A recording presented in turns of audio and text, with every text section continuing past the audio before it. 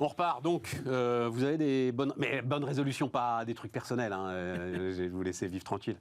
Mais bonne résolution pour démarrer l'année, Stéphane, un truc économique, macro, j'en sais rien. Alors, d'abord, la chose très pragmatique et très... Moi, je pense qu'il faudrait, et je le redis, je le sens bien cette année 2023, mais il faut aussi qu'à un moment donné, on commence à faire très très attention à la façon dont on laisse ruisseler le pognon. Les moyens et le pognon. Voilà. Donc je suis obligé de faire le mec pas drôle, mais je commence, alors que jusque-là, je faisais partie des gens qui disaient qu'il était important de soutenir les pans. Je me dis, il y a un moment donné, on en parlait sur les créations d'entreprises, ces entreprises zombies, ces entreprises fantômes, et c'est l'entrepreneur, ça brise le cœur de dire un truc comme ça. Il y a un moment donné, il va falloir commencer peut-être avec les boulangers, c'est mal barré là. Tu vois, voilà, et je te dis ça parce que j'ai eu ce sentiment-là lorsque j'ai vu le chèque baguette là pour le début de l'année. J'ai vu le camarade de Nicolas qui avait remis son col roulé hier pour nous annoncer ça. Et je me suis dit, ouais, il y a un moment donné, il va falloir faire attention parce que le problème, c'est que tout le monde va trouver de bonnes raisons parce que tout le monde a de bonnes raisons. Et malheureusement, je pense que d'un point de vue rafraîchissement économique, de temps en temps, et tu sais que voilà, je ne vais pas le reciter, moi j'adore Schumpeter, même si c'est un économiste d'un autre temps, voilà, il faut que la destruction soit créatrice d'autre chose ou que la création détruise. Donc, on le prend dans le sens anglo-saxon ou français. Et c'est hyper important. Maintenant, à titre perso, quand même, moi j'ai eu la chance, et je me tourne vers Nicolas, j'ai eu la chance en 2022 pour la première fois, alors j'étais très sûr de moi, créateur d'entreprise, j'avais montré tout le monde, d'avoir un coaching et un accompagnement dans une transition personnelle de management pour me faire monter sur des compétences. Je pense à ça par rapport à tout ce que je disais. Je disais à nos auditeurs qui s'y s'intéressent à ce genre de choses pour leur monter en compétences personnelles. Ça peut être des choses toutes bêtes, d'organiser son agenda, parce que je suis le spécialiste, vous le savez bien, de me planter dans mon agenda, d'arriver en retard, etc., etc. C'est quelque chose que je souhaite à tout le monde pour 2023. Penchez-vous sur des choses qui pour moi étaient... Un coup de coaching. Ouais, mais ça peut être du coaching très... Un coup, c'est un investissement. Ouais, c'est un investissement. Non, je disais un coup, c'est oui. Un coup, c'est oui, voilà. Mais c'est un vrai investissement. Parce que moi, j'y ai trouvé beaucoup de plaisir. J'ai toujours pas fini. Très bien. Et je souhaite aux gens de se pencher sur ce genre de sujet. Très bien. Très bien. Très bien. Alors moi, j'ai plein de bonnes résolutions. Alors d'abord, je suis coaché moi-même. Très bien. Voilà, depuis j'ai toujours pris ce temps de respiration à raison de 2 fois par semaine. Je passe 2 fois 3 heures. Et derrière, ça me lance mon plan d'action pour les 15 jours. Donc ça, je le fais. Ça, j'ai appris de l'ancienne crise. Et moi, je crois beaucoup dans 2023 aussi. Alors pour une autre raison, c'est que je crois que les crises que nous traversons ouvrent des opportunités incroyables. Moi, ça fait 8 mois que je travaille avec mes équipes sur la crise. Donc, je me suis appliqué mes propres conseils que j'ai appris liés à la précédente crise. D'abord, j'ai beaucoup emprunté auprès des banques en 2022 parce que j'avais un bon bilan, mais je n'avais pas besoin d'argent. Donc, j'ai emprunté. Et à l'heure où je parle, les caisses de Valumène sont pleines. Voilà, elles sont pleines. Deuxièmement, j'ai travaillé sur tous les secteurs de pointe liés à la crise qui pouvait justement permettre l'industrie, la défense, la biotech, certain nombre de secteurs que j'ai jugés prioritaires. Ça fait 8 mois qu'on travaille ces secteurs pour générer notre croissance et notre développement sur 2023. Et la troisième action qui est pour moi fondamentale et essentielle, c'est la préparation de mes propres équipes. Ça fait 9 mois que je dis à mes équipes, ça va être difficile, il va y avoir des creux de 10 mètres, c'est maintenant qu'on va voir si vous êtes bons. Et c'est maintenant qu'il faut se préparer à affronter la tempête. Et c'est dans la tempête qu'on verra les meilleurs s'en sortir en 2023. Donc personnellement, c'est mes résolutions et je suis très optimiste pour 2023. Je ne crois pas du tout aux creux de 10 mètres. Il n'y a pas de raison que tu aies des creux de 10 mètres. Ça dépend où tu es. Ça dépend quel secteur. Ça dépend où tu es, dans quel secteur. Parce que je peux dire que tu as des secteurs là, en ce moment, on accompagne nous, on a quelques managers de transition à les directions générales dans les entreprises, je peux dire dans l'industrie, je peux dire que les creux, c'est très compliqué. Là. Voilà. Non, j'ai un groupe qui fait 600 millions, qui fait tout son chiffre d'affaires aujourd'hui. Écoute, le chiffre qu'on donnait hier, parce qu'il y a des cas particuliers, et évidemment c'est ce cas particulier qui t'appelle, mais le chiffre, parce que quand même, il faut en revenir là, le chiffre c'est 8% aujourd'hui, 8% des industriels sont soucieux sur la hausse de l'énergie. Je donnais les chiffres hier. Un tiers des industriels, si tu enlèves ces 8%, donc il en reste 92, un tiers d'entre eux pensent qu'ils vont pouvoir jouer sur leur marge, et 2 tiers d'entre eux pensent qu'ils vont pouvoir répercuter dans les prix les hausses de coûts qu'ils doivent encaisser aujourd'hui. Le problème, Stéphane, c'est que c'est la photo d'aujourd'hui. C'est-à-dire que je pense, ce qui fait la différence aujourd'hui des crises que nous traversons, Enfin, c'est la photo d'aujourd'hui avec les gars qui sont quand même... Oui. Ça fait 3 mois que ils ont pu prendre la mesure de ce qui se passe, quoi, tu vois. La crise qui peut nous tomber dessus dans 4 mois, dans 6 mois, on ne sait pas d'où elle peut venir aujourd'hui. On voit bien qu'aujourd'hui, il y a une espèce voilà, il y a des choses qu'on ne maîtrise pas. Enfin bon, pas beaucoup de personnes avaient prédit qu'on allait vivre la Covid-19 à ce niveau-là, si vous voulez. Bon, si, on va nous ressortir quelques discours de Bill Gates, effectivement, qui avait annoncé qu'un jour ça arriverait. Bon, mais globalement, le plus important, c'est de préparer les entreprises, mais surtout de préparer les équipes. Parce que c'est toujours dans la difficulté qu'on s'aperçoit souvent de la vraie valeur des collaborateurs, d'accord, et surtout de la capacité des individus à surmonter les crises. Il y en a qui s'effondrent littéralement face à la difficulté, et il y en a qui, au contraire, se révèlent. Et c'est dans ces périodes difficiles qu'on s'aperçoit de la vraie valeur de ses collaborateurs. Et donc, moi, j'incite les dirigeants, les managers, les entrepreneurs à toujours laisser cette tension positive au niveau des équipes pour qu'elles soient prêtes, finalement, et donc suffisamment armées pour, justement, affronter ces crises, s'adapter, gagner en agilité et permettre la pérennité, le développement de l'entreprise. Aziz. Moi, j'ai 2 résolutions. Une business sur ma société d'investissement immobilière spécialisée dans les QPV. Un challenge sur 2023 pour moi, c'est de convaincre les banquiers qui n'ont pas l'habitude de voir des sociétés d'investissement spécialisées sur ces territoires, de leur expliquer que acheter des bureaux de petite surface et les mettre en location à des TPE-PME locales, c'est pas plus risqué que de le faire dans le 8e. Et on a un track record pour ça. C'est très compliqué parce qu'ils ont des tableaux Excel et du scoring où il faut justifier avec un track record de 20 ans. Tu continues à expliquer malgré tout qu'il faut quand même qu'on puisse utiliser ce levier de l'immobilier pour développer ces territoires. Et puis mon challenge sur quartier d'affaires, c'est de faire en sorte qu'on puisse un petit peu se tourner, mais avec un regard économique, par le prisme économique sur ces territoires. Le social, l'action sociale, c'est très bien, on en a fait, il faut continuer. Par contre, il faut maintenant, et ça devient urgent, qu'on regarde ces territoires à travers le potentiel économique et les aider à émerger. Et puis, c'est ce qu'on propose à travers Quartier d'affaires. Il va falloir évangéliser tous les acteurs et toutes les parties prenantes. Donc, voilà pour moi la résolution, c'est évangéliser le banquier et lui expliquer qu'il faut qu'il investisse et qu'il prête. Si tu peux l'évangéliser pour tout le reste. Mais c'est une petite holding, en fait, ton histoire. C'est-à-dire, les deux sont liés, Aziz. Mais c'est oui, voilà. Tout ce que j'ai toujours fait était lié, c'est focus banlieue. Oui, mais c'est intéressant. À partir du moment où tu fais quartier d'affaires, le sujet, c'est aussi d'avoir des locaux qui soient adaptés au développement moderne des entreprises. Il y a du foncier à ne plus savoir quoi en faire dans ces territoires, pour X raisons. On parle souvent de ces territoires en disant il y a des problématiques de logement. Il y a une loi SRU qui est votée, il faut 20% de logements sociaux, etc.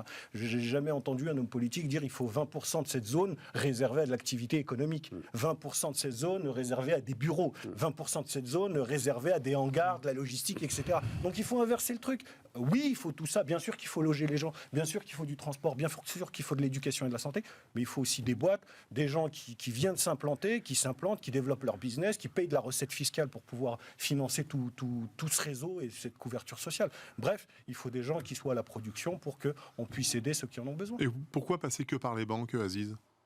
On a un petit peu d'equity, mais parce que l'immobilier tout en cash... Pour le coup, lui, effectivement, là... c'est compliqué, hein. Ça dépend du rendement, il y a peut-être y réfléchir. Ah bah tu te dis du family office qui cherche un petit peu de diversification, c'est intéressant. Peut-être y réfléchir. Je rêve où Jean-Nicolas va investir chez moi, c'est bien ça. Écoute, je démarre bien l'année. Non mais en plus, non, mais en plus, très sérieusement, ça rentre dans un bilan RSE, ça. Ah oui, oui. C'est pour ça que je pense que ça mérite d'être creusé. On va se faire un déjeuner, Aziz. Voilà. C'est perdu. C'est super, j'invite tout le monde à venir chez Bismarck. Ça, c'est un truc que je regrette de ne pas avoir fait. Sur 15 ans, les rencontres en fait, qui se sont faites grâce au creuset de ce qu'on fait là, de ce qu'on faisait à Business, de ce qu'on fait ici. Et c'est sûr qu'il y aurait des histoires formidables à raconter. Il y a un livre à faire. J'en sais rien, je ne sais pas un livre, mais en tout cas quelques histoires à raconter. Bon. Oui, alors, donc les retraites, parlons un petit peu de retraite, emploi, tout ça, là. Donc ça, c'est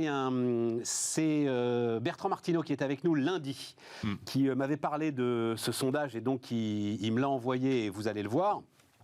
Sur donc c'est vrai que les chiffres que j'avais étaient pas les bons sur la façon dont les Français regardent cette réforme des retraites.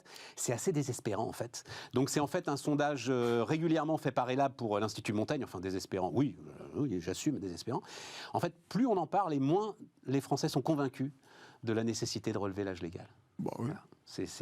Ça recule en fait. Tu te dis à un moment on va comprendre quoi. Non, et collectivement, on comprend de moins en moins. Bah, évidemment, parce qu'à 65 ans, tu as 65% des gens qui n'ont pas de job. Non, alors bon. Enfin, tu connais le sujet. Oui, mais tu sais, ce que tu dis est faux. Mais alors, ce sera pour la prochaine fois, je te ramènerai Tu as un taux d'employabilité qui est plus tu montes, plus est fait, mais le sujet... Non, cette idée de plus de la moitié des seniors partent, qui prennent leur retraite, sont au chômage, est une idée totalement fausse. Voilà, totalement fausse. Je dis pas forcément chômage, mais je crois que c'est 14-15%, je ne voudrais pas dire de bêtises, mais 14-15%. Et ensuite, tu as... Bon, alors, pour le faire très rapidement, notre problème aujourd'hui, il est sur 60-65 ans. C'est-à-dire qu'on regarde 55-65 ans au global et on dit « Ah, on a un problème ». C'est faux. En fait, on a un problème sur 60-65 ans, problème qui se réduit au fur et à mesure où on augmente l'âge légal. C'est-à-dire c'est la poule et l'œuf, tu vois. Bien sûr. Et la réforme de 2010, en passant l'âge légal à 62 ans, a fait que mécaniquement, les gens se sont mis à travailler plus, les directions RH réfléchissent différemment, etc. Et donc mécaniquement, on travaille plus longtemps. Donc reculer l'âge légal aura le même effet, même si dans la période de transition, ça risque... Moi, je me souviens, il y a 10 ans, j'avais fait à l'époque... Non, mais tu trouves personnellement quoi, toi? Que c'est une connerie de se battre pour ce sujet? Parce que... D'augmenter l'âge légal? Ouais, de passer à 64 ou 65 ans. Économiquement, c'est irrémédiable. Je rappelle qu'il y a 10 ans, Non, c'est pas irrémédiable. Alors, il y a 10 ans, moi, j'avais fait 2 propositions à l'époque quand on avait travaillé dans à l'époque, nous citoyens, là. Même Entreprendre pour la France, c'était mon premier mouvement de l'époque. Ah oui. On avait travaillé sur ces 2 sujets. La première proposition que j'ai faite, j'ai dit, je ne comprends pas qu'on n'indexe pas les cotisations et l'évolution. On fait la démographie, on prend 20% de la population chaque année. Tu augmentes ton espérance de vie. Il faudrait d'abord que ce soit indexé sur l'augmentation de l'espérance de vie. Comme ça éviterait déjà de renégocier tous les 5 ans, tous les 10 ans, tous les 20 ans. Je ne comprends même pas qu'on n'ait pas eu cette idée-là. Ça éviterait déjà tous ces débats. Mais le deuxième sujet, moi, que j'avais évoqué, c'est que dans le monde du travail et des ressources humaines que je côtoie depuis 25 ans, j'aurais bien bâti un système qui fait que nos charges sociales soient plus fortes quand on est en pleine activité, quand on a 35, 45 ans, qu'on paye, parce qu'on sait bien que les seniors, ils gagnent de plus en plus, et à la fin, c'est le coût qui coûte très cher. Qu'un senior aujourd'hui à 55, 58, 60 ans, ça coûte très cher, parce qu'on a le même coefficient donc de charge moins de charges pour les seniors. Je ferai quelque chose de dégressif, c'est-à-dire qu'après, plus tu avances dans l'âge, plus tes cotisations diminuent pour que le coût... Ça n'existe pas déjà, ça? Ben non, aujourd'hui, ça n'existe pas. D'accord. Et notamment qu'il y ait un système de parrainage entre un senior et un jeune. Le jeune coûte moins cher. Ça a été tenté, on en parlait hier, ça n'a absolument pas marché. Contrat de génération, ça s'appelait. Contrat de génération. Le contrat de génération, mais l'évolution de ton coefficient de charge au fur et à mesure de, si tu veux, de ta période d'activité, qui est en gros de 42 ans, 43 ans aujourd'hui, elle doit être faible au début pour inciter les entreprises à prendre des jeunes, les faire monter en compétences. Quand elles sont en pleine force de l'âge, on va dire 30, je sais pas, 47, 48, 49 ans, cotisation plus élevée. Ouais. Et après 48 ans, tu fais baisser tes cotisations progressivement pour que le coût soit moins important. Mais qu'on arrête, j'ai l'impression que depuis 20 ans, on réfléchit toujours avec la même formule, c'est toujours cet âge de la retraite. On est omnibulé 62, 63, 64, 65 ans. On ne parle pas de voilà. Je pense qu'il y a d'autres mécanismes sur lesquels ça mériterait de réfléchir. Oui. Moi, je prendrais, parce qu'il faut apporter un peu d'originalité à la réflexion. D'abord, évidemment, c'est pas surprenant. Hein. On a vu que les retraités, en fait, sont d'accord pour que l'allongement se fasse, et puis les pas les salariés. Non, ah bah, quelle surprise! On a envie de dire merci les retraités. Hein. On va pas revenir sur le baby boom, le machin. Enfin, ils sont sympas, vraiment définitivement. Ils ont bien réussi les 40 dernières années. C'est une génération qu'on aime, sont nos parents. Non, moi, je l'ai dit, ça a été plus fort que moi, de dire on ne prend le spectre que de l'allongement de la durée. Et tu as dit c'est irrémédiable qu'à un moment donné, il faut travailler plus pour pouvoir maintenir le système de retraite de répartition. Avec une espérance de vie qui ne cesse d'augmenter. C'est ce que et si on réfléchissait enfin à une autre façon de financer les retraites. Donc ça rejoint ce que tu dis, Nicolas. C'est-à-dire que peut-être qu'à un moment donné, ces charges globales de répartition globale mutualisées par les caisses de retraite diverses, mais qui sont plus ou moins étatiques pour la grande majorité, on pourrait laisser aux entreprises aussi de faire des plans à ce moment-là de retraite complémentaire plus Bien accessibles, sûr. Aussi, plus mais bien agressifs, sûr. des plans d'épargne entreprise. Moi, je suis le premier à dire que les Français ne sont pas assez capitalistes, ils ne sont pas assez actionnaires de leur propre entreprise. Quand tu vois le montant qu'il y a sur des fonds euros d'assurance vie, 1200, 1300 milliards, peut-être 1350 en ce moment, et qu'en face, tu as à peine 400 millions, tu vois, qui sont posés sur des plans d'épargne d'entreprise, c'est lunaire. Et avec donc des dispositifs de fiscalité très attractifs. Donc ça irait dans ton sens. Oui, bien À un sûr. moment donné, les Ça existe entreprises... déjà quand même massivement la Oui, mais fiscalité. là. c'est pas assez, comment te dire, c'est pas assez institutionnalisé dans l'état vulgarisé. d'esprit. C'est-à-dire qu'en fait, on devrait l'apprendre en seconde dans le livre d'économie, là, en seconde. Dans nos enfants, là, ils arrivent, moi, le lire. Ah oui, mais Et alors on là, devrait, mon pote, là. si, on devrait. Stéphane, je suis pas en train de dire il faut faire un système à l'anglo-saxonne, parce qu'on me jette ça au visage à chaque fois. Regarde les Américains, ça marche pas. mixte. Non, un Mais mix. si, ça marche. Faisons un Ça truc marche un peu pas, comme ça les marche Suédois, un peu comme les Coréens. Tu vois, voilà. Faisons des trucs où en fait, tiens, cette espèce de mix, donc l'espèce de nouveau contrat génération. Enfin, Bon, donc attends, parce que ma question c'était quand même, est-ce que là ça vaut le coup d'aller, là ils vont à l'affrontement ou pas à l'affrontement? Est-ce que ça vaut le coup d'aller à l'affrontement? là, à court terme, Faut y aller, là. il faut y aller, ils n'ont pas le choix, il faut y aller. Oui, mais Ça, et toi tu soutiens le bah, truc? bien sûr qu'il faut y aller, parce que Bon. de toute façon, ça va dans le message que j'ai passé pour 2023. Il faut resserrer Oui. un peu la vis là. Oui. Sinon, on va trop prendre l'habitude tous d'aller réclamer à papa État de payer sûr. pour nous, quoi. Aziz? Moi, au vu des chiffres reportés et avancer un petit peu l'âge, je trouve ça cohérent avec le rallongement de la vie. Maintenant, je suis plutôt comme Stéphane, c'est think out of the box. Oui. Ouais. C'est penser, essayer de voir. Ouais, vous n'avez pas tort là-dessus. C'est un modèle qui a peut-être fait son temps. Ouais. Faire un truc 2 voire 3.0 en essayant de réfléchir à un mix qui puisse convenir à tout le monde. Ne pas oublier ceux qui travaillent aussi sur la pénibilité et ceux qui ont des boulots pas simples. C'est évident. Mettre sur la table et de manière franche, voire un peu viril, les régimes spéciaux. Et quand je dis régimes spéciaux, je ne pense pas à la SNCF, hein, je pense aussi à nos élus. Un député sur sa retraite. Ouais, oui, mais c'est le symbole. Tu peux pas demander une forme de justice et avoir des exceptions où les mecs se gavent un peu sur... ah oui, bah, pour moi, un député... Bah, tu sais combien touche un député après avoir été élu 5 ans sur sa retraite? Bah, c'est pas ma retraite ou la tienne. Hein. 5 ans. C'est un autre sujet. Ça, Ah, Aziz, bah, parce que c'est moi, un je autre trouve sujet, non, mais je trouve qu'ils gagnent tout pas ça- assez les députés, mais non, moi, mais- si tu veux tout savoir. Donc c'est un autre sujet. D'accord. Ah oui, je trouve qu'ils gagnent pas assez. Ah, tu trouves qu'ils gagnent pas ça? Ah oui, ils gagnent pas assez. Un député, Eh ben, heureusement qu'ils sont en pas. France, Je vais être violent. Heureusement qu'ils sont pas payés au résultat. hein. mais justement, les deux sont liés. Justement, ça Les deux devrait- sont liés, mon vieux, Ouais, comme les pour les deux- profs. Les deux sont liés. Les deux sont liés. Bah, Tu les peux profs, pas c'est avoir. encore autre chose. Non, Non, tu non, peux pas. il y a un vrai sujet. Non. If you pay peanuts, you get monkeys. Oui, Tu bah, peux pas avoir les meilleures compétences. Là, tu si payes t'acceptes et t'as pas des de- monkeys. Non, tu payes 5, pas 6, assez. 7 000 balles. Mais c'est rien C'est à côté de rien ce du que sont payés les parlementaires américains. À ce moment-là, tu peux te permettre d'avoir des cabinets de 10-20 personnes. À ce moment-là, tu réfléchis vraiment à la fabrication de la loi. T'es pas dans une soupente, parce qu'il faut voir dans quelles conditions ils bossent, les députés. Je t'emmènerai si tu veux un Et jour je rue de connais l'université. l'Assemblée par Tu te retrouves- cœur. Bah alors, tu te retrouves dans une soupente avec 3 pauvres gars qui sont payés au lance-pierre parce que t'as pas les moyens de les payer plus. Et avec ça, Bien sûr. tu fais la loi de la 6e puissance économique du monde. C'est pas possible. Parce que tu penses Et donc, vraiment ça veut que dire ce sont que tu les laisses- députés qui font la loi. Ah ben, Ce sont eux qui font le jus c'est de notre crâne. constitution. Mais hein. c'est devenu des C'est notre comités constitution. théodules, on te balance ce que tu dois voter, ce que tu dois pas ben voter. justement, Arrête. Aziz. Mais c'est Mais non, depuis va au bout de toujours. ta démarche, C'est pas- va au bout de ta c'est logique. depuis toujours. C'est depuis toujours. Mais c'est depuis toujours, c'est la perversion de la Ve République. Et donc c'est les cabinets, c'est l'exécutif qui est aussi le Vous leur législatif. trouvez des excuses. C'est au cœur de Vous tout. leur trouvez des excuses. Non, Des élus, c'est fait peux- pour nous non, changer la dis. vie, pour qu'on vive mieux. Est-ce que vous avez l'impression que depuis Donne-leur les 30 ans, moyens de le faire. Ils les ont, les moyens. Non. Regarde. Non, non, Aziz, moi je te donne, ouais. donne mon expérience personnelle, parce que moi j'ai fait un peu de politique, puis on Ouais. dans les mêmes mouvements.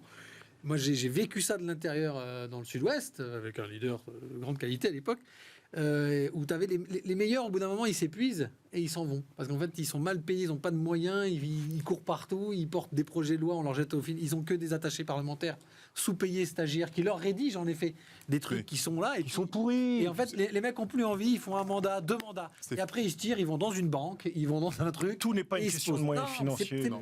Par C'est de contre- réallocation par des contre, je vais moyens vous dire, financiers. On n'est pas en train de dire qu'il faut augmenter que eux. On est en train de dire. Expliquer qu'il faut si- augmenter les c'est- députés. non, Mais c'est comme bien les profs. sûr, C'est comme les profs. mais Si il faut tu veux les des bons profs, Mais là, t'es dans le slogan, Aziz. T'es dans le slogan. Je suis pas dans le slogan. Alors qu'en fait, je suis un au fond, contribuable. toi, tu penses la même Mais chose. non, je suis un contribuable qui investit dans le service public et qui voit qu'il en a pas pour son argent. C'est rien. Les frais de fonctionnement de l'Assemblée au regard des 400 milliards, 450 milliards des dépenses de l'État, c'est rien. Bien sûr. C'est rien du tout. Et là, tu te fais une vraie fabrique de la loi. Là, tu peux peut-être changer les choses. Mais Aziz, c'est comme ça que tu te retrouves avec Bernard Tapie, ministre de la Ville, qui connaissait quoi et qui a fait quoi en vrai. On se retrouvait avec des gens opportunistes qui Il est sont là resté que pour 40 l'image. jours. Hein, bon. Non, mais tu as compris ce que je veux dire. Oui. Que pour l'image et que pour le coup politique. T'as pas des gens qui ont Bon, envie on ne de mettra pas d'accord. Il y a 5 ans, j'avais dénoncé ces chiffres il y a 5 ans, j'avais fait l'audit justement. Est-ce que vous connaissez le salaire moyen des fonctionnaires de l'Assemblée nationale? Le salaire moyen, mensuel, net. Pas les députés, les fonctionnaires. Des fonctionnaires de De tous l'Assemblée ceux qui sont là. nationale. Ok. Ah, mais les députés ne sont pas fonctionnaires, hein, donc Non, il y a non, pas les députés. non, d'accord. Je sais Bon, pas. je vais vous donner, ouais. je vais vous donner les chiffres tout de suite. Accrochez-vous. 6 500 € net par mois, D'accord. payés sur 15 mois. Pour l'huissier, le C'est machin. 90 000 € pour la personne qui est à l'accueil Ouais, au l'huissier. 152 Ah, d'accord. rue de l'Université. Ouais, ok. C'est le salaire moyen. Ce que je veux dire par là, c'est qu'à un moment donné, soit ils sont surpayés, soit nos députés ne sont pas assez payés. Ouais. Mais il y a un problème quelque Il y a un part. truc qui va pas. Voilà. Et Ouais. c'est pour vous montrer quand même Pour vous l'exemple. la faire courte, pour moi, je pense qu'on n'en a pas pour notre argent. Voilà, pour vous la faire Ça, courte. on est Ce d'accord. qu'on met et ce qu'on a en retour, il n'y a pas assez. Et les députés, tu peux m'expliquer qu'ils sont mal payés, les pauvres, ils dorment dans leur réduit. c'est pour ça que t'as de la tricherie, Aziz. Etc. Aziz. Le taux d'absentéisme à C'est pour ça que t'as l'Assemblée de la tricherie. nationale, leur implication locale. Enfin bon, si ils faisaient correctement leur boulot, ça se verrait au quotidien chez les Français Mais t'en as et chez plein, les Aziz, entrepreneurs. qui font bien Et on C'est est des là mots, d'ailleurs, on en Aziz. bas. Tu l'as C'est dans pas la des bouche, mots, mais mots. Tu mais prononces non, des mots, c'est exactement comme si moi je me mettais à parler de la banlieue. C'est exactement comme si moi je me mettais à dire franchement, hein, avec le marché de l'emploi aujourd'hui, ceux qui sont encore au chômage, Levez-vous ils à l'ont bien 5 heures du cherché. matin. Hein. Et les moyens qu'on a mis, Les bon, mecs qui se bon. lèvent pas le matin, hein, tu vois, sont des mots, Aziz. Non, ce sont pas des mots, parce Et j'ai que trop de respect pour toi Mais pour. parce que tout ce que je viens de dire, on passe notre temps à en débattre ici. Les conséquences on n'a pas encore de géré. leur non-travail, On a- c'est des chiffres économiques, c'est l'emploi, c'est le chômage, c'est la situation de la santé dans les hôpitaux. C'est ça le résultat du fruit de leur travail. contre, Tu vis mieux? T'attends quoi d'un élu? T'attends Bon, allez, quoi d'un arrêtons là, on tourne en rond. On Ouais. tourne en rond, arrêtons là, c'est rien. Mais je t'assure, renseigne-toi comme tu es capable de te renseigner sur le travail parlementaire. Et peut-être que tu changeras d'avis. On dit un mot d'Elon Musk, là, quand même, parce que notre petite saga Elon Musk, là, l'année se termine et l'année reprend. Il s'est pris combien? Il s'est pris 12% dans la vue, je crois, hier, ouais. Tesla. Ouais. Moi, Et ça moins m'intéresse. 70% surtout depuis 6 mois. Ouais. Bah, on doit Mais être à attends, 80 là même, hein, quelque chose Ouais, comme ça. ouais. Je crois qu'il y avait 1000 milliards au départ, il en reste Avec 350. valorisation divisée par 4. Donc c'est pas compliqué. Voilà. Donc valorisation de Tesla divisée par 4, fortune de Elon Musk divisée par 4. J'avais lu un Non. truc. Parce qu'il a revendu ses actions Tesla, Ouais, et entre-temps, il a quasiment. racheté Twitter. Et par contre, Twitter est passé de 42 à 55 milliards. Ouais. C'est bizarre. Non, mais c'est pas coté Twitter. Non, mais bon. Non, mais tu as la valorisation, tu suis quand même. Non, je crois pas. Non, J'ai- ça a été retiré de la cote, je vois pas commenter de la valo. Bah, j'ai vu dans les échos. décide. Bon. Ah non. Bon. Mais de toute façon, Stéphane, Non, je sais ce que tu as vu. C'est lui, alors on n'est pas tout à fait sûr, Ah bon. mais lui commence à aller démarcher des investisseurs. pour eux, Ouais. pour- Et c'est sur cette valo-là Ah, qu'il démarche les d'accord. investisseurs. Oui, Voilà. je te dis, Bon. il refixe sa valeur. Mais Mais tout ça, c'est virtuel. Hein. Voilà, Enfin, c'est virtuel. Je veux dire, Alors que les marchés financiers, Non, pas mais il y du a un tout. truc qui m'intéresse. Non, Alors non, que les mais- marchés non, non, financiers, il y a un pas truc- du tout. Il y a un truc qui m'intéresse parce que ce serait la première fois, et là on peut tous avoir un avis. Est-ce qu'à force de faire n'importe quoi, c'est-à-dire sa voiture, elle était trendy, c'était hype de monter dans une Tesla, c'était chouette de monter dans une Tesla. Genre, personne pouvait te stigmatiser parce que tu montais dans une Tesla. Et maintenant, en fait, tu vas monter dans la bagnole d'un type sur lequel tu commences quand même à te poser une série de questions, quoi, un peu chelou. Est-ce que ça va pas impacter la voiture elle-même, quoi, tu vois? Pourquoi tu veux que ça impacte la Mais parce que je veux pas monter. En fait, termes moi, d'image et de je suis en train de changer de mindset sur Elon Musk. Tu vois, je Ouais, vois ce mais qu'il tu- écrit sur Twitter. Tu pourrais multiplier ça par beaucoup de personnalités. On en avait parlé sur ce plateau, hein, déjà, Tavares, du risque. si tu de veux, Elon si Musk. Tavares, à un moment, il pète un plomb, il fait une connerie, j'en sais rien, tu voudras toujours monter dans une 3008, tu vois. Lui, il est tellement associé. oui. T'es d'accord? Moi, ouais, je suis d'accord. Je Ouais. pense que quand tu as un dirigeant comme ça, on pourrait prendre. un Bordelais à Flelou, si demain il commençait à dire des conneries ou à faire des conneries, ou ce qu'on considérerait comme des conneries, je pense que la marque en prendrait un coup directement. Tout à fait. On achèterait moins de lunettes à Flelou, etc., etc. Oui, mais à Flelou, il fait des lunettes, donc il ne peut pas faire des conneries. Elon Musk, c'est son fonds de commerce.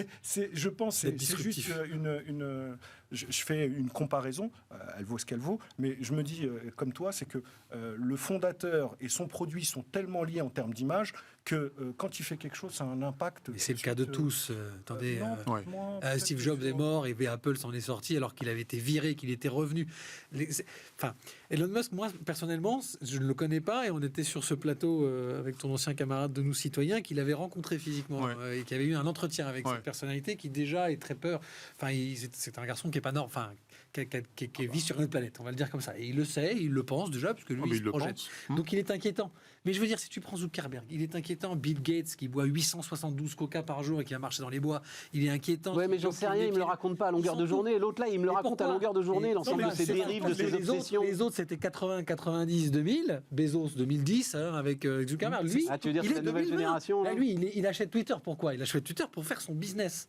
Le mec fait du business. Il va sur Bitcoin, il dit que c'est de la merde, ou que ça prend trop. Boum. Et demain, Monsieur Musk décide que finalement, il s'est rendu compte que ça consommait pas tant que ça. Est-ce que c'est donc pas en fait, ce qu'il n'est pas lié que à sa voiture électrique. Il est lié qu'aujourd'hui, il est la deuxième fortune mondiale. À cause de sa voiture électrique, grâce à sa voiture électrique. Sa personnalité aujourd'hui, elle est marquée. Elle est marquée sur le marché entier, pas que sur Tesla. Est-ce que c'est pas s'il prend une décision de critiquer quoi que ce soit, non, c'est fini justement. Est-ce que c'est pas parce qu'il est sur un laps de temps qu'on estime un peu court, et, entre guillemets, il les enchaîne assez régulièrement, tu parles de quand quoi, il rachète, non, je parle de Musk, quand il rachète Twitter avec toute cette polémique sur la manière dont il gère les gens, son management, son style de management, et puis ce qu'il écrit, et puis la façon dont il s'en sert, le mec, il te balance des trucs, c'est trash.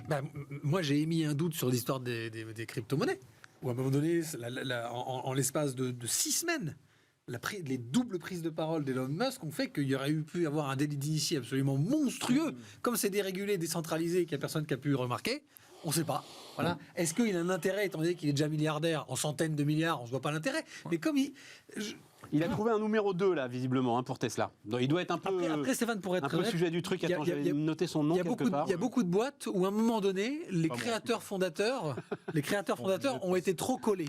Peut-être que, par exemple, sur Meta, donc Facebook, il serait peut-être temps que Zuckerberg, qui s'était trop mis en avant dans ce nouveau projet de métaverse, se retire peut-être, comme l'ont fait les créateurs de Google à un moment donné, qui a pris aussi une rouste en bourse, aussi, Google aussi. Apple, qui a à chaque fois eu des dirigeants.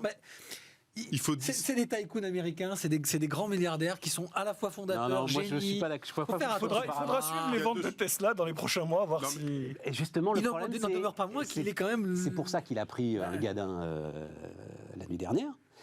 C'est parce que, alors, on ne le sait pas exactement, mais pour la première fois, ses productions sont supérieures à ses livraisons. Pour la première fois. Il avait toujours un problème de production, il y avait trop de demandes. Là, pour la première fois, il y a plus de production que de livraison. Alors, est-ce que c'est un sujet logistique, les chaînes logistiques, c'est très compliqué en Chine, etc., machin, zéro Covid, on a tous suivi ça, Ou est-ce que c'est qu'il commence à y avoir un coup sur les commandes ? On va voir. Et donc, c'est les prochains trimestres qui le diront. Est-ce qu'il y a de la concurrence ? Moi, j'ai juste deux éléments. Bon, d'abord, tout ce qui est fortune virtuelle, moi, ça m'épuise parce que tout ça, c'est une photo à un instant donné. Il est premier là, il est quatrième demain. Honnêtement, on s'en fout. Par contre, je peux vous dire d'un truc, puisque je suis nouveau client Tesla depuis exactement 15 jours. Oh merde. Que ça fait 2 ans. Raconter ses vacances en Tesla. Que ça fait 2 ans que j'attendais. Tesla, ça fait beaucoup. 2 ans que j'attendais ma voiture.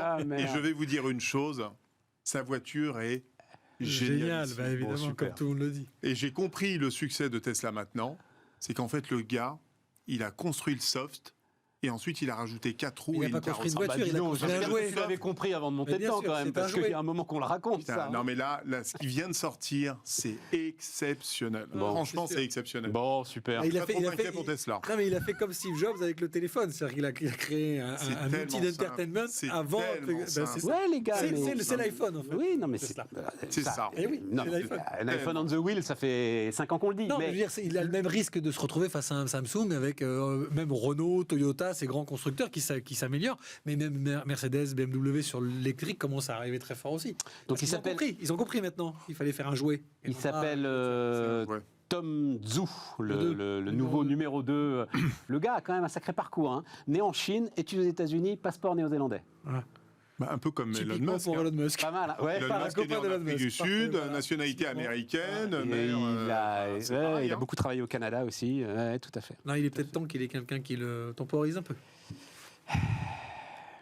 Parce qu'il est spécial. Ouais. C'est C'est un pas mon génie. préféré, moi je préfère Bezos. Moi. C'est un Je génie. préfère Amazon, moi. Et comme Ah tout oui, toi, tu génie, préfères il a Ah bah, la moi folie. je préférais le mec qui était dans son bureau tout seul et qu'il y croyait déjà il y a 20 ans. Et qui est encore à regarder le prix des chaises de bureau. Mais lui, Quand c'est parce que il lui, c'est ouvre pas. le nouveau headquarter. C'est pas un techos, lui, en vrai. C'est pas un technicien, c'est un businessman, en fait. bien Bezos, sûr. c'est pas un technicien, c'est pas un... Bon, on a tout dit, les gars. C'est toujours les moments un peu compliqués dans ces là, c'est qu'il reste 2 minutes. Donc c'est compliqué de démarrer. Alors, est-ce que l'année sera Bitcoin en 2023 Est-ce que l'année. Non, mais ça, ouais, c'est notre running gag. Nous, on n'a a jamais donné, le temps de on parler a du donné nos Bitcoin. résolutions. Ouais, mais il a pas donné donné. ça. Alors, les si, résolutions, Moi, j'ai pas de Stéphane. résolution. Ah bah De pourquoi l'EBITDA. C'est quoi les Oh résolutions non. Ah, Bah, les résolutions de ça, Stéphane Soumier, la France entière, attends. Tu crois que la France entière attend les résolutions de Stéphane Soumier? Recevoir des invités de qualité en 2023. Bon, ça, Ouais, c'est déjà recevoir en 2022. Bah non, mais essayez de faire une boîte rentable. Quoi. Un peu de marge, oui. Non, mais c'est bien. C'est bien. On va se faire un déjeuner, c'est Hein, ouais. Non, mais tu sais ça. Le sujet, c'est, on sait comment. Non, mais c'est comme plein d'entrepreneurs. Voilà. Faut du temps. Tu sais ce que tu veux faire, tu sais ce que tu ne veux pas faire, et ce que tu ne feras pas. Et tout le sujet, c'est est-ce que ta rentabilité, en fait, se niche dans ce que tu ne veux pas faire. Bah, bien sûr. C'est le vrai grand défi de l'entrepreneuriat, ça. Hein. Oui, bien sûr. C'est l'un des non-dits C'est de loin d'être simple. l'entrepreneuriat. Hein. ça. C'est loin d'être simple. Hein. L'autre non-dit de l'entrepreneuriat, tiens, je vais le balancer là, c'est quand même qu'il faut se fader un certain nombre de clients des fois. Oh, Bah ouais. hein Bah ouais. c'est... Moi, je pars en Guadeloupe. c'est pas... Oh, bah, ça va. C'est rigolo ou quoi? c'est pas toujours super. Moi, ça va, je poétique. parle de sujets qui sont pas du tout en tension. Toi, tu parles d'argent, de patrimoine, donc les gens sont sympathiques, détendus. Ouais, mais enfin, il y en a quand même des fois qui Ah non, te c'est- rapportent pas mal de chiffre d'affaires. Ah non, mais je sais. Et tu t'ennuies énormément J'ai dit ça à avec discuter avec ironie. eux, on est Non, mais d'accord. J'ai dit ça avec ironie. Ah parce que oui, des fois, voilà, t'es c'est ça. 15 dans une pièce. Ah oui, oui. T'as vraiment envie de dire, bon, écoute, t'es gentil. Voilà. On va faire. T'en aurais pas tu de nom, sais ce enfin qu'on va faire ce sera la dernière émission de Bismart. Ce sera une émission trash Tu balances sur le les noms. business. Tu sais, tu balances tout. Tu lâches tout. Tout ce qu'on n'a jamais pu dire. Tout ce qu'on n'a jamais pu dire, exactement. Ouais. C'est pas encore pour maintenant. Allez, Non. demain une série d'interviews. Tiens, ça va être super intéressant. Tout est super intéressant, mais patron de Microsoft en France. Alors, qui a écrit un bouquin qui est un bouquin intéressant. Et puis surtout, ça permettra de discuter un peu des sujets dont on discute assez régulièrement, hein, souveraineté numérique, etc. Voilà, donc il sera avec nous demain pour discuter longuement. On parlera de retail aussi demain, entre autres. À demain.